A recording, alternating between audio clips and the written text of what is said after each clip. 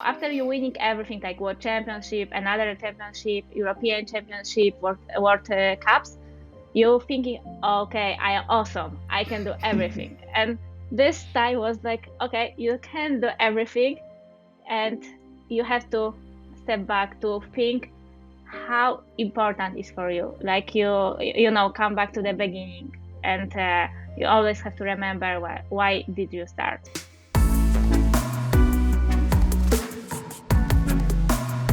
The Phoenix Foundation presents the Phoenix Rising podcast, brought to you by Zwift, the ultimate indoor training app. Fun is fast. Head to Zwift.com.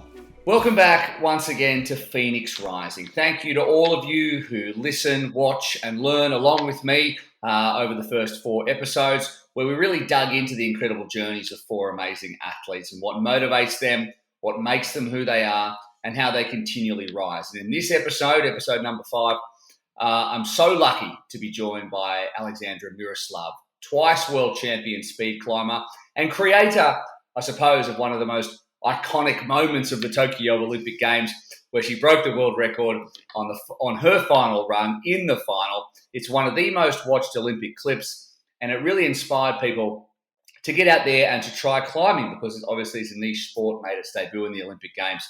And suddenly Alexandra found herself as at the forefront of that, which is, getting out there and trying sport. That's what it's all about. That's what Phoenix is all about. Ola, thank you so much for coming on. It's lovely to speak to you again. You've got a long association with the Phoenix Foundation already.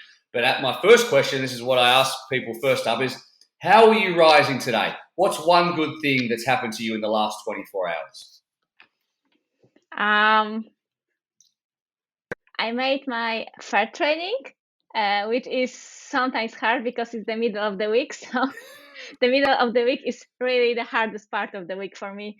So yeah, and 24 hours, I was for the lowly walking with my dog. See, sometimes it's as simple as that. The middle of the week is the hardest part of the week for everybody. Monday, you're like, right, fresh start to the new week. By Tuesday afternoon, you're like, it's only Tuesday. And then by Thursday afternoon, you're like, I'm nearly there. Yeah.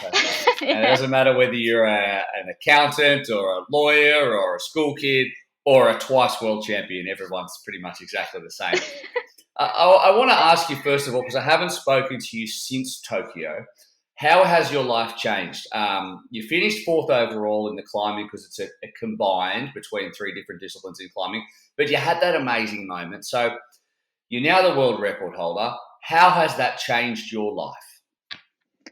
A lot, because I am in the middle of the transformation from the non-Olympic sport to the Olympic sport. So I mean, the sponsorship and the interesting from media, it's huge. Like I never have before like this.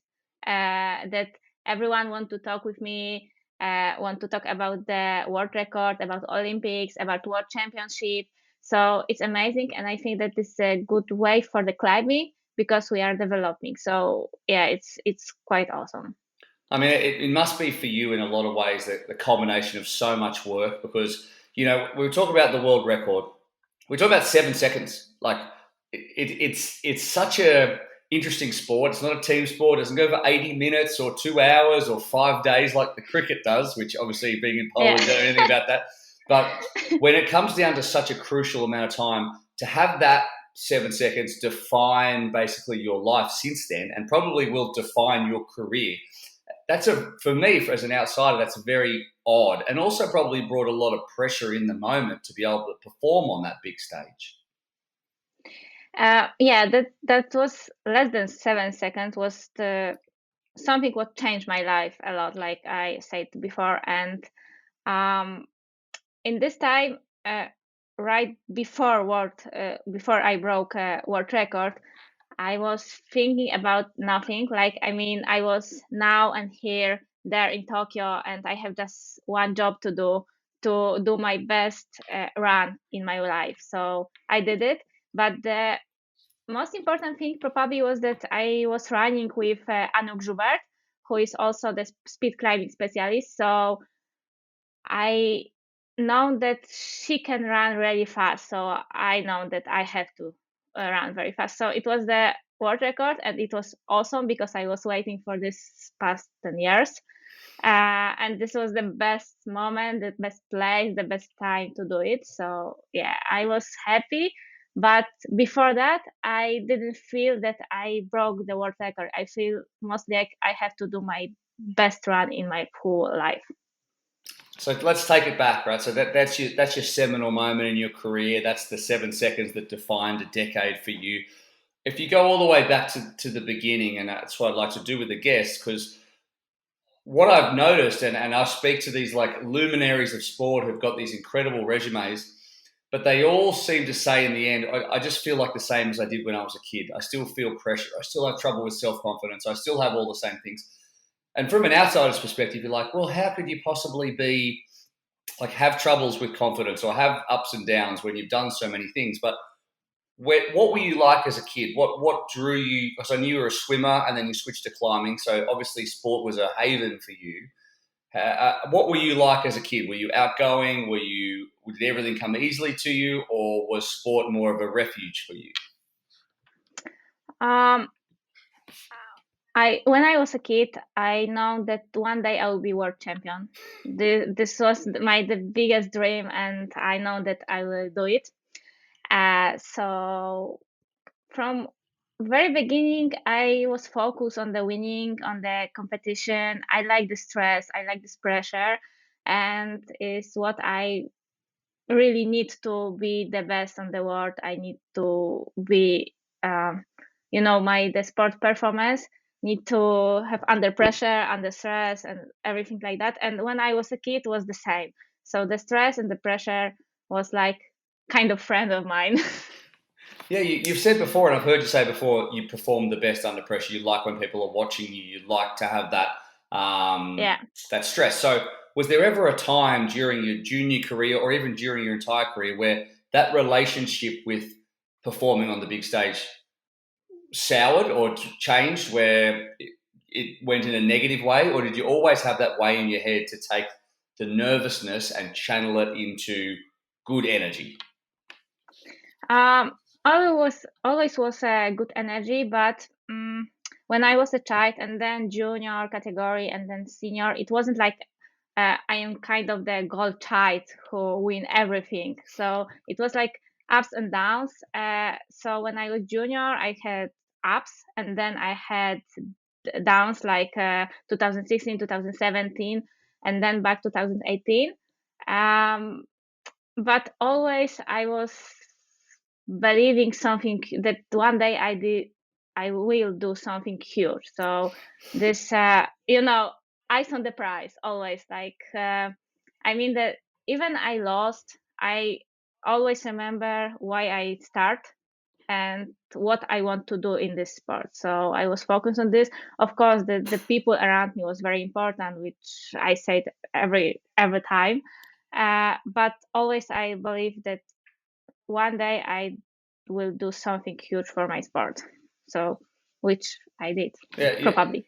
So now what, right? So obviously you finished fourth. So what you don't have in your hands is an Olympic medal. You're in this really unique category of, I broke the world record at the Olympics. I don't have a medal to show for it. However, obviously you do have all the acclaim and all the attention and everything that you deserve to have. So does that not bother you? Or do you go, hang on, I want that, because in Paris they're going to separate the disciplines, right? So you're going to have an opportunity to win a gold medal as well. Is that the next goal? And do you feel like you deserved a medal in that time, because it's a bit of a strange situation? I think that it's never like you deserve for something. I think you have to fight for something. So every my title, every world champion medal, every I don't know record in my life, I have to fight for it. Not like I deserve. So I have to fight for the Olympic qualification for Paris, and then I have to fight for the Olympic medal in Paris. But I'm really happy that I will have this opportunity. And from Tokyo, I came back very happy and very satisfied because I did what I achieved my goals from Tokyo. So I broke world record. I set the Olympic record. I was fourth, which is a really good place on the Olympic Games for the first time, and in the discipline which you are not a specialist. So yeah, I don't deserve. I will fight for it. I think if anyone's listening to the first 10 minutes of this podcast, they would be like, okay, so it sounds like Ola started off well, loves the stress, dominated, had flat spots, but never wavered. And that's never true, right? So the journey has always got more wrinkles and sideways movements and flat spots and bad years.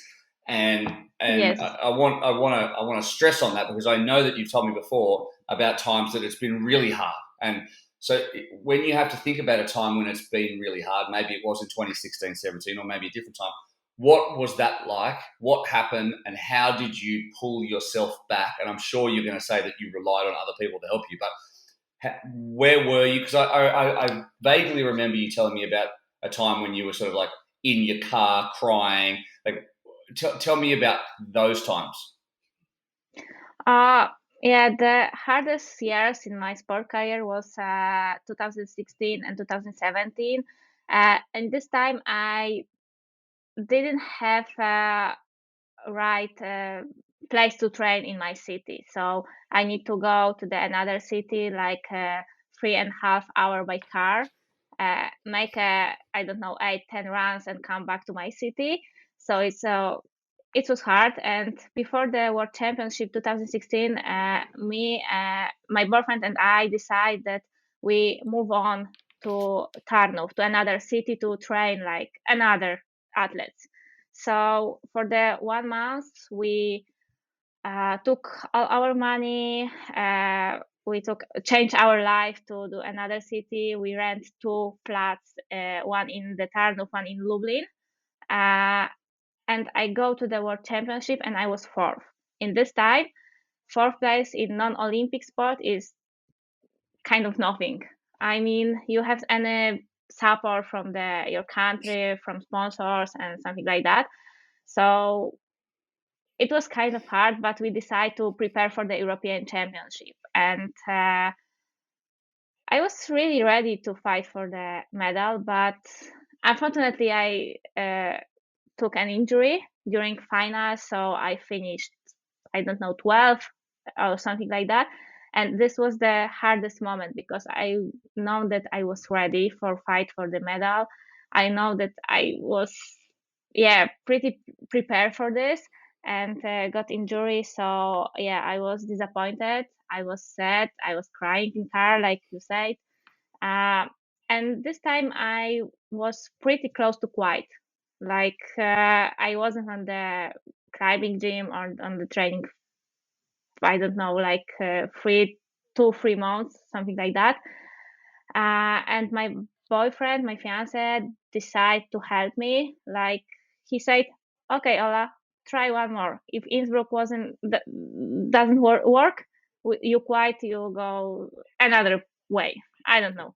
So yeah, we decided to prepare for the Innsbruck, and this was the big change for me, for my mind, because I know that I needed to lose this competition, this World Championship, this European Championship, to win in Innsbruck, then to stay on the top in Hachioji, and then to still stay on the top and do my best in Tokyo. So I mean, there's all bad years, bad competition is really important for athletes, because you can learn a lot about about yourself, about your mind, about your prepare for big winning. So if I wasn't lost that time, I will not ready for win in Tokyo and broke world record. And it was yeah probably I wasn't ready for this huge interesting from media and like this. Do you think those times, I guess, make you more grateful for what you have now? So you got 2 or 3 months. Yeah. So you spent 3 months sitting on the couch watching Netflix, binge eating, being up, like just being a normal person, and having a flat spot like we all do. So and people experience this kind of thing all the time, so that they miss out on something, or something doesn't work out for them, and then they go into and we all do it like a victim mentality. Like, why me? That's not fair. I got injured. I don't deserve it. Yeah. And then they go into victimhood, and then they lose their ability to manifest their own destiny. They lose their ability to create. So they go into a victim mentality. And like, I've spent many, many months in that mindset, and it's very hard to pull yourself out of that. That's just on the stakes are so high for you as well, because obviously you go to this and then you spend so much time, and then it doesn't work out. So you go into a victim mindset. So what was going through your head? Was it that kind of thing during that period? And then obviously your Matus, who's your coach and your partner now, he was the one to pull you out of it. Did you fight against that? Did you be like, no, I don't want to do it. No. And he's like, come on. You can do it one more time up the wall. Like, or was it more, did you make the decision in your head to get out of that victimization kind of mindset and go, no, I can do this. I can get back on the horse. I can go again. Probably I always thinking that something happens because of some reason. I took an injury 9 months before the Olympics, my pulley injury in December last year. It was another hard time for me. And the first 3 or 4 weeks was the hardest because I couldn't climb, I couldn't train because it was my right hand. So I couldn't write also, like do nothing. And, for the next 8 months, you have Olympics and you have to do your best and you have injury. So you don't know what you can do to be the best. And I remember how in March we discussed with Mateusz that, okay, we are really, really back with our training. And it was like we decided because it was the two-way. My finger will okay and my finger will not okay for the Olympics. So we decide to do everything what we can to do my best and do our best on the Olympics. And we kind of rising my finger because we don't have a guarantee that it will be okay. So it was the hardest decision. But Mateusz was the person to, okay, come on, it's not so bad, come on, you can do it. And he really believed that I can do something awesome in Tokyo. So he's the most important person in my success, probably. I speak a bit about gratefulness on this podcast, and I can feel the gratefulness that you have for the people around you that pull you up. And Mateusz is obviously, he plays a dual role as your husband and coach. But it sounds like, you've weathered the storms in 2016, 2017, and then again, at the end of 2020 with the injury, and it all came together. And it sounds like it fulfilled your destiny for you. You're like, I will always do this. I will do something amazing for the sport, which is exactly what you did, and really delivered this seminal moment on this world stage. So do you feel now in the months since then, is it gratitude that it all worked out, that a gratitude to yourself that you stuck with it during those tough times as well? Is that the overwhelming feeling for you? I'm really grateful for this time. Like, after this injury in December last year, I was thinking about it a lot. And it was like that probably it had to happen because I need to do some step back to move forward. Like, after you winning everything, like World Championship, another championship, European Championship, World Cups, you're thinking, okay, I am awesome. I can do everything. And this time was like, okay, you can do everything. And you have to step back to think how important is for you. Like come back to the beginning, and you always have to remember why did you start. Is that and I guess so much of your psyche is built around this. I am the double world champion. I'm the Olympic world record holder, etc., etc. If it got taken away from you tomorrow, did you contemplate that when your finger got injured? You're like, what, this can all just get taken away, and that's the basis of gratefulness, I suppose. That it brings you back to earth, like you said. You go, oh, hang on, I'm not bulletproof. I can get injured. Things can go wrong. I remember. Yeah.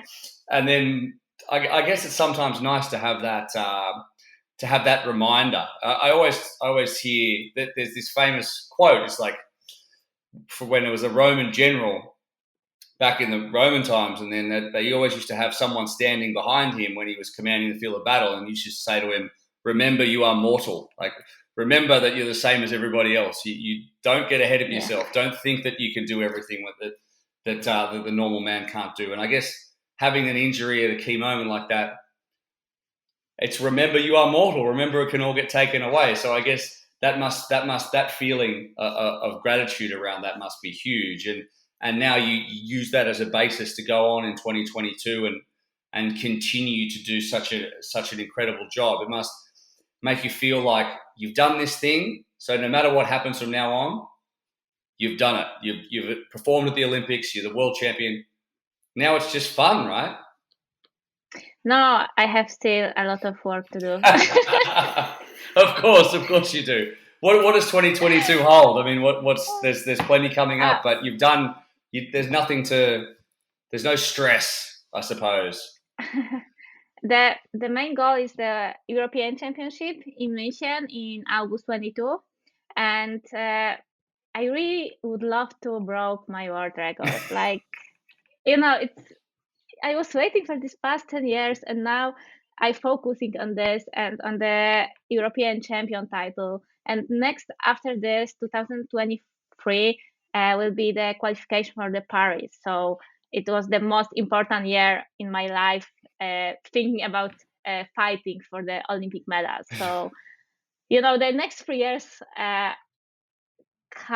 kind of hard for me, and I have a lot of work to do. So yeah, I don't know. I have a lot of title, but I can have more. Always, absolutely. Yeah. But tell me that you at least gave yourself some time to bask in your own glory after Tokyo, or was it straight back to work?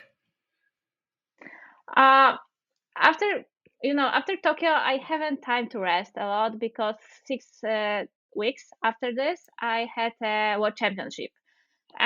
So directly from the plane from Tokyo, I going for my gym to make some workout. But yeah, it was awesome to back to country, meet my friends, meet my family. Everyone was everyone were so proud of me and was awesome and really, I was crying more than once when everyone talking to me, congratulations, it was awesome, I watching you.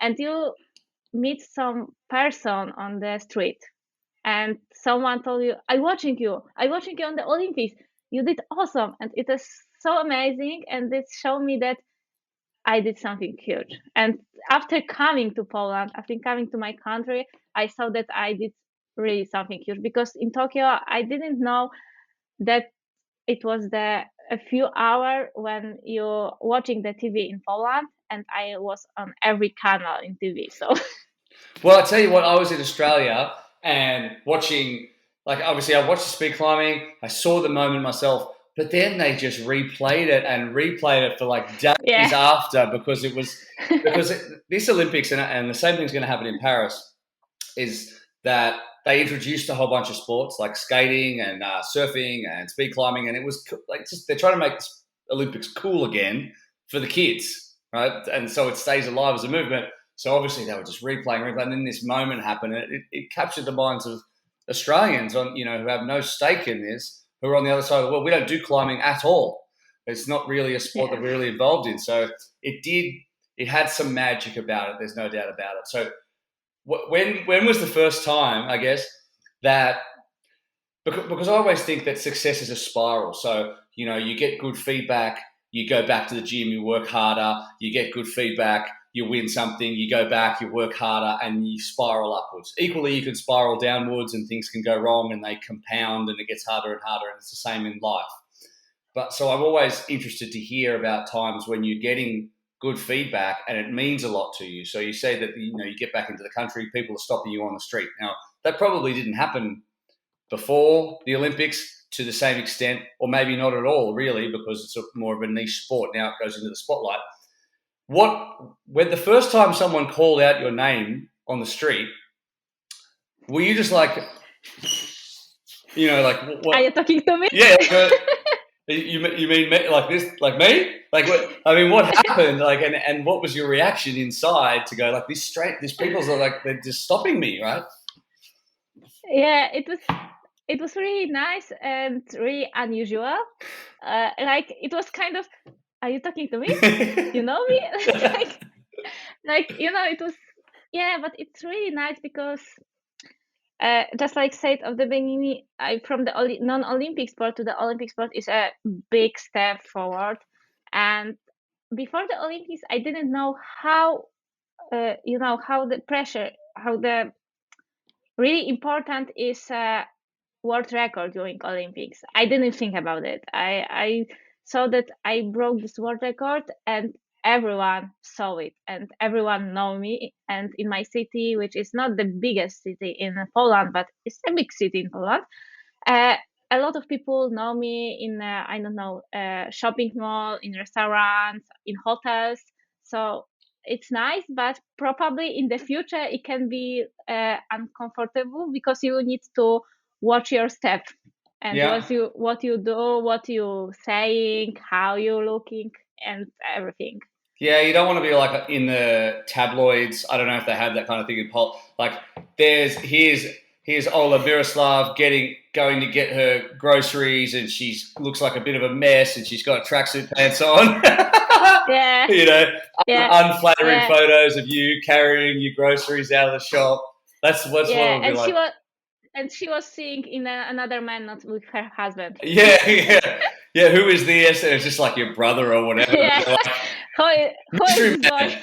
Mystery man. I mean, that brings its own type of pressure too. I have no doubt about it. Like, so I guess with so much changing, I have no doubt that. I mean, you seem like an extremely focused person. I mean, you say you get off the plane from Tokyo and you go to the gym and you start. So, what do you do each day? Because everybody needs this. So that to keep you grounded. So for me, it's like, okay, I get up and I do some journaling and I do some meditation and I ground myself each day and I make sure I eat certain things and I exercise, and that keeps me moving forward. So for you, what are those things? Like, is it a morning routine? Is it a certain things you do each day to keep you, as everything changes around you and you've got new goals, what is it that the little things that you do each day as a routine to keep you, in one place?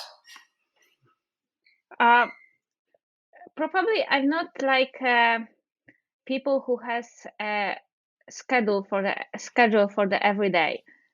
Mostly I try to to fix out how I can make my workout between some normal stuff, and I have not like a morning routine. My morning routine is a black coffee, and walk with my dog is my morning routine because my dog needs to go outside. So yeah, this is my morning routine. But probably I'm not going like from this to this time I have to do my workout, and then from this time to this time I have to eat my dinner, for this time to this time, something like this. Maybe it's for on the competition I have schedule. So in normal life I don't have any schedule. So yeah, I have a workouts to do and I have my day. So I need to make this workouts for my day day stuff which I have to do. But the workouts are always the most priority for me. So the preparation for the competition, the workout, the regeneration is my priority. And after this, I can to plan, for example, talking with you. Thank you very much for doing that as well. I mean, I guess it's good when you have your husband as your coach. You don't have to be like, oh, I'm sorry, we can't hang out. I have to go. My coach is telling me that I have to work out. And then you can't be like, oh, sorry, coach, I have to stay at home with my husband. I can't work out today. It's just the same person, right? So there's no arguing between the two men in your life. It's just the one person. So I'm sure that helps a lot. Yeah. What I do want to ask though is motivation is important. So it's just such a technical, focused discipline, and there's so much to it. But do you ever feel unmotivated? Sometimes I think everyone feel unmotivated. Sometimes even the Olympic champions, even world champions, world record holders, everyone sometimes they're unmotivated. And this time, I again focus on my goal. Sorry, also on my goal, but on my goals. You just You know, yeah, and focus what I want to do in the next year, in the next season, and this helped me to stay motivated because the price is really high. So I need to stay motivated high. Sometimes I'm not, but then I focus on my goals and going on the gym, and I do. Sometimes I do the best workout in the week when I feel I'm motivated, but I did my the best workout because I focus on my goals so much that I can do nothing more. Yeah, there's something we could all learn from that. I think it's like sometimes if you drag yourself into the gym, sometimes that's the best times that you turn it around, and I can Yeah. totally appreciate that. Now we finish, and thank you so much for all those insights, because I think there's just something that people could really take out for their own lives, but also what an incredible journey you've had. As I said, really difficult spots, injuries to twice world champion, to then obviously that big moment in Tokyo, and now you move on to no time to waste, right? No time to waste, no time to party, no time to enjoy it, no time to get money, just through sponsors. Sometimes it is time. No, just Sometimes straight to the gym. sometimes it is time. No, always it's time. You know, I always believe that it's time for the workout, but then it's time for the friends, family, my husband, and everyone. So it's like because of this, I'm normal. Like I not just gym, speed climbing, gym, speed climbing, gym, speed climbing, but I have also friends. I have social skills a little, and I go out sometimes in Friday evening to make a supper with my friends, and it's it's all good. I mean that sometimes yes, I focus on my competition because in the next week I have Olympics, so I don't have going with my friends, but the time like this, especially around the Christmas, is time for the friends, for the closest one who always help me to improve my sports skills. Well, if you don't have that balance, then you probably wouldn't be Yeah, able to turn it on when you yeah, do need to compete. You need to take that yeah, time away yeah. and stay fresh. Otherwise, you burn out, and you've been in this sport for a long time. So your balance, it seems like, is spot on. We're going to finish with 5. It's called the Zwift Fast 5. So you can have one word or one sentence for each of these 5 questions. Are you ready? No. Well, bad luck. We're going to do it anyway. Number 1, what's the best piece of advice that you have ever received?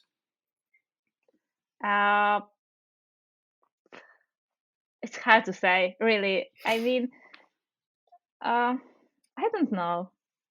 What's a great piece of advice? So what piece of advice? Let's change it to this. One piece of advice would you give to another climber who's coming up? Someone took me, like, right? If someone asked you, if some young climber was like, "Ola, give me one Okay, piece of I get it. advice," what would you say to them? Okay, so never stop learning.